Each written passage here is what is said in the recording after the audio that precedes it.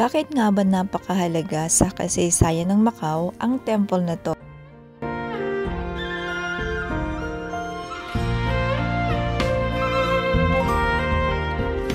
Hello everyone! Welcome back to my channel. Hope you guys are okay.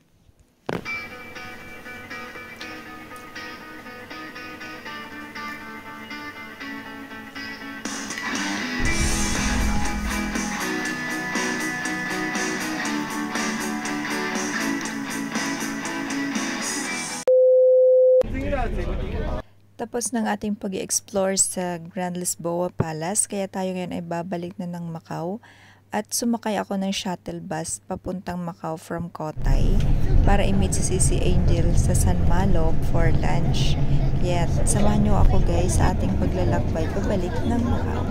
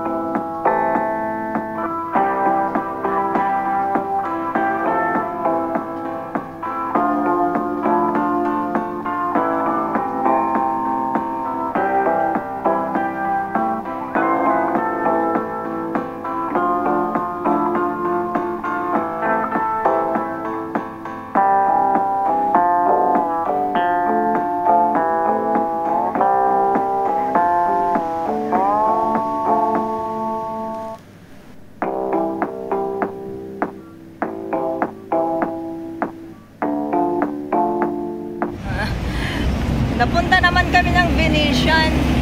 So, mali yung bus na nasakyan ko. Napunta ako dito sa Venetian. Ngayon, hindi ko na alam kung saan ako pupunta. Sunod tayo sa mga tao. Bahala na, pag nawala ako, hanap ako ng bus stop kasi hindi ko na alam kung saan pupunta. Yung shuttle bus pala na nasakyan ko, papunta lang dito.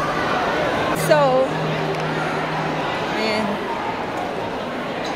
Ang sabi niya, dito ang papuntang Londoner at Parisian.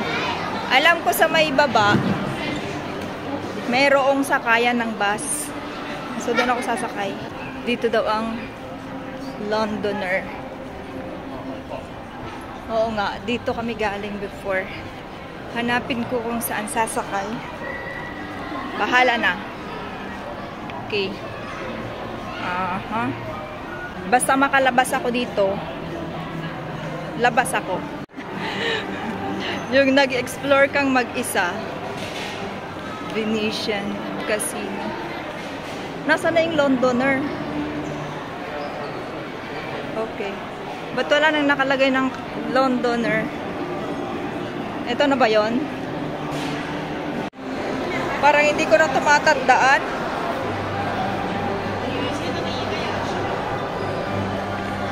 Yung sarap na sarap pa sa pagbablog. The Parisian and Londoner dito daw. So dito tayo. Gandang-ganda ka sa pagbablog. Mali pala yung nasakyan mong bus.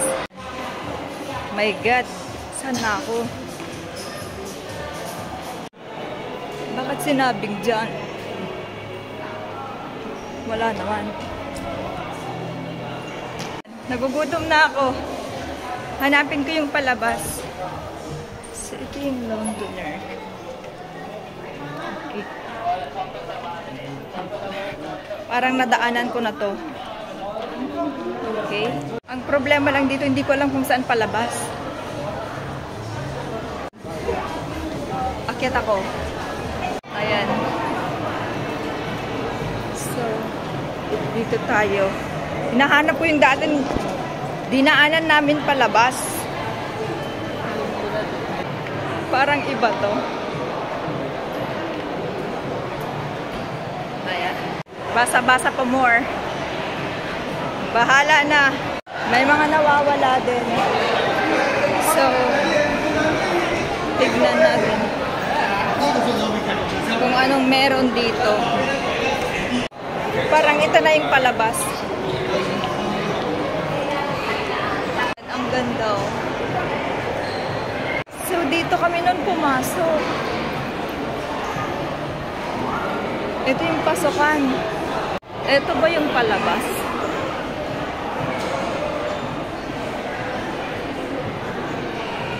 Natandaan ko na dito kami lumabas.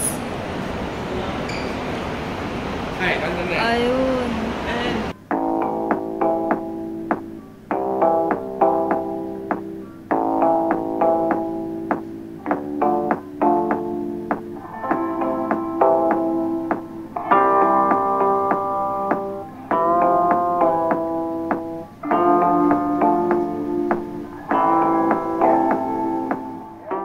Tayo sa nawawala.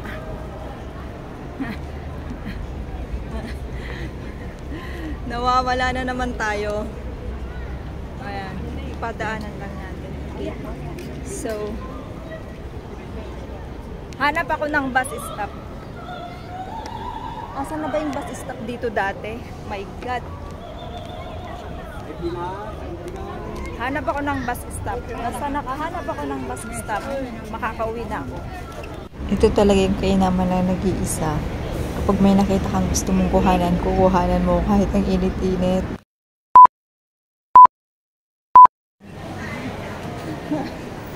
Oh my God!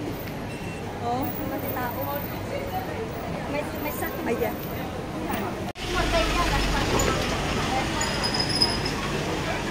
Dito kami Quiapo. Ito yung Pilipinas ng Macau. May Natasha.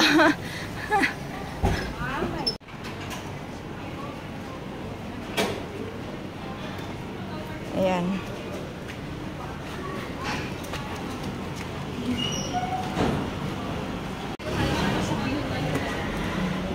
Pila-pila.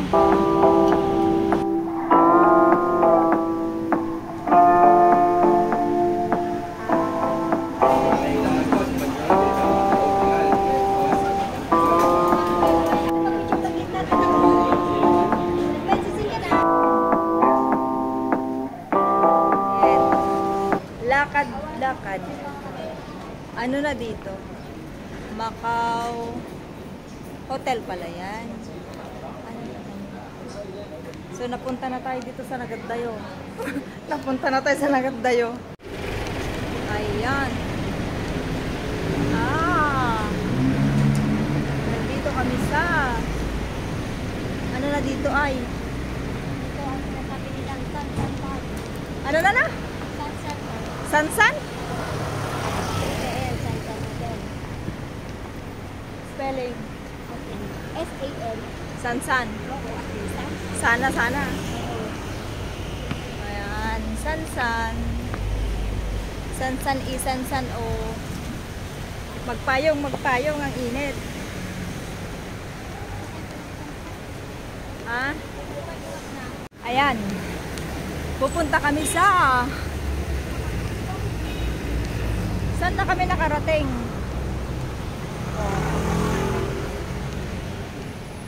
Kaya nga, pinakain kasi ako ng sobra-sobra.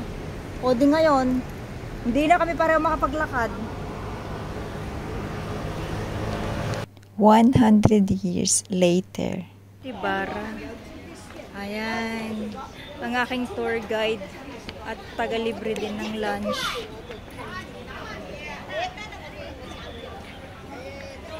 Ayan yung temple nila. Grabe oh, naggato. Largo do Pagode da Bara.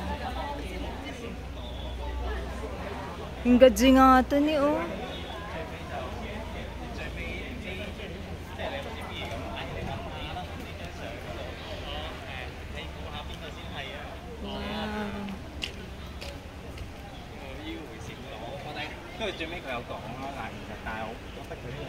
Ayan, papasok po kami sa Ama Temple.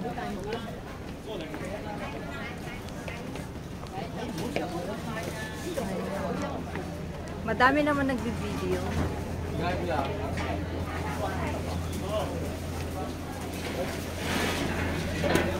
Mabalinta ko na.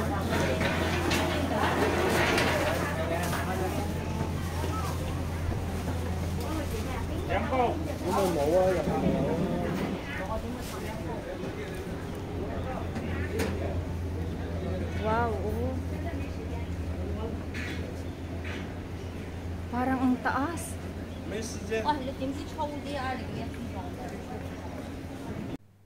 Habang naglalakad kami, may mga napansin akong junk na nakaukit sa bato. So, ni-research ko siya kung bakit. Yun pala, ano siya, si goddess pala siya, si Ama or Tinhaw. Dami oh. Taas. Yan, mga prayers lang.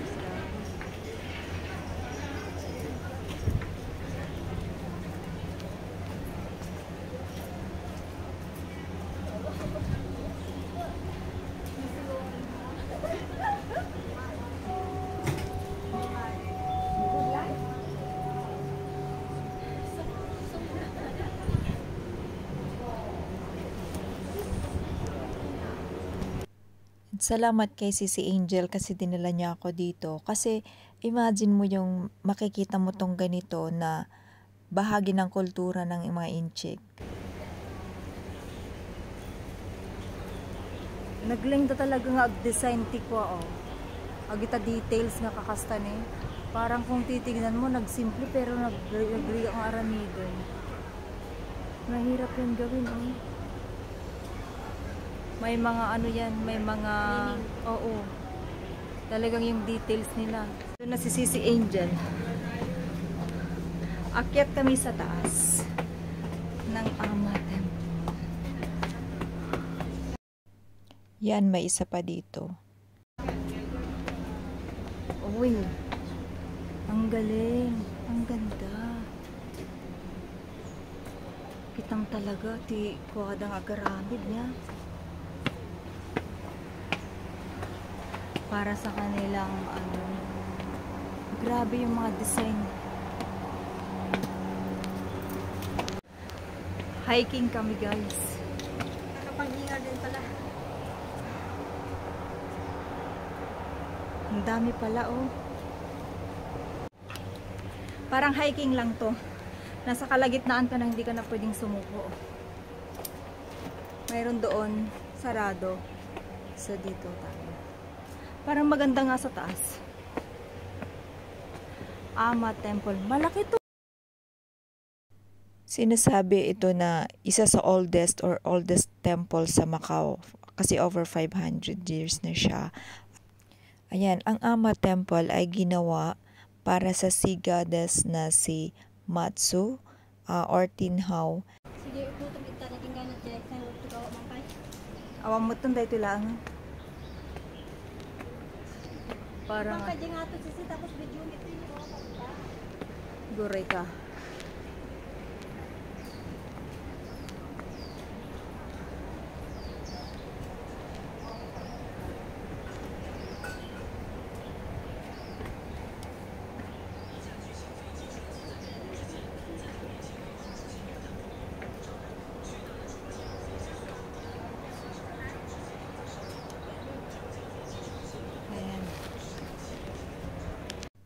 Isang native sa Fujian province noong Song Dynasty, si Tinhao or Matso ay sinasabing nag-save sa mga maraming fishermen dahil napipredict niya ang weather. Kaya't nung namatay siya, ginawan siya ng temple. Kaya pala yung manadaanan ko ng mga junk na nakaukit sa bato, yun pala yung dahilan. Yan, isa pala siyang sea goddess. May lugar na Tinhao at napakaraming Tinhao temple na marami sa mga nakita ko ay malapit sa dagat, no. Dito pala nila nakuha ang pangalan ng Macau kasi nung pumunta daw doon ng mga Portuguese, tinanong nila kung anong lugar yon. Tapos sinagot sila ng Amagao. So akala nila yun yung pangalan ng lugar. Dahil sa language barrier, hindi sila nagkaintindihan. At inakala nila na yun yung sagot. Dahil mahirap bigkasin ng Amagao, ginawa na lang nila itong Macau. Nandun na sila, parang last na yan.